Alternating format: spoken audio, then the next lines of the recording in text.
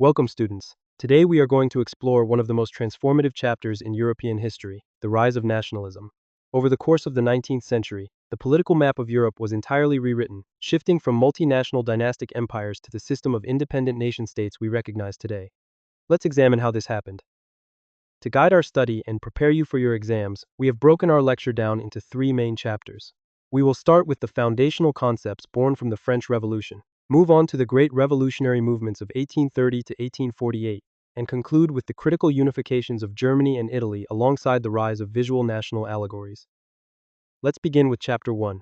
We will examine the absolute origin point of modern nationalism, the French Revolution of 1789. Here we will look at how abstract concepts of liberty and citizenship were made real, followed by how Napoleon Bonaparte exported these ideas across Europe through military conquest. What actually is a nation?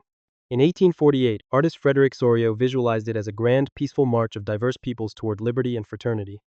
Later in 1882, philosopher Ernst Renan gave us the academic definition you will need for your exams. A nation is not defined merely by language or race, but by shared sacrifices, common glories of the past, and a daily consent to live together.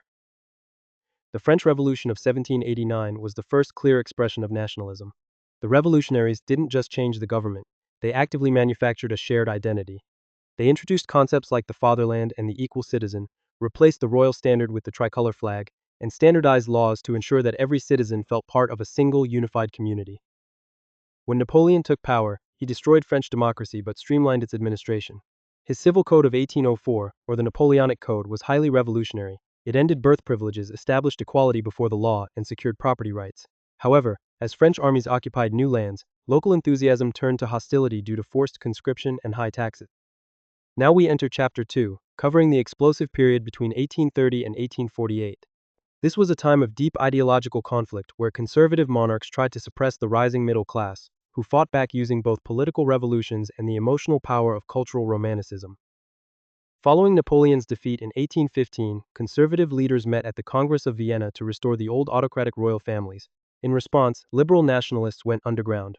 Giuseppe Mazzini, for instance, founded secret societies like Young Italy in 1831, aiming to unify Italy's fragmented states into a single democratic republic. Nationalism wasn't just built on battlefield victories, it was heavily driven by culture.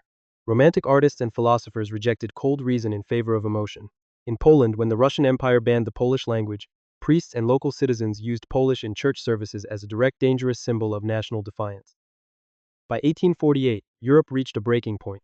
Severe crop failures and industrial competition caused widespread hunger, leading to massive peasant and weaver revolts. Parallel to these food riots, middle-class liberals gathered at the Frankfurt Parliament inside St. Paul's Church, attempting to draft a unified democratic constitution for Germany. We now enter our final chapter. After the failures of 1848, elite conservative leaders realized they could use nationalist passions to strengthen state power.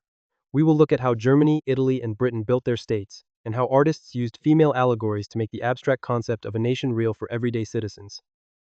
The unifications of Germany and Italy show two different paths of state building.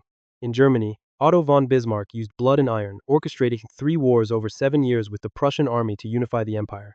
In Italy, Count Cavour used careful diplomacy with France, while Giuseppe Garibaldi's volunteer red shirts invaded from the south to unite the peninsula. Great Britain followed a completely different path.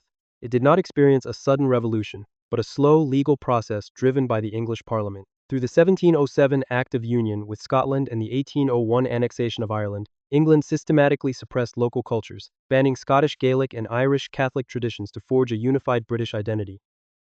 To build national pride, 19th-century artists created female allegories. France popularized Marianne, representing the Democratic Republic on daily stamps and coins. In Germany, Philipp Veit painted Germania. These symbols were loaded with specific visual meanings that you will need to identify for your history exams.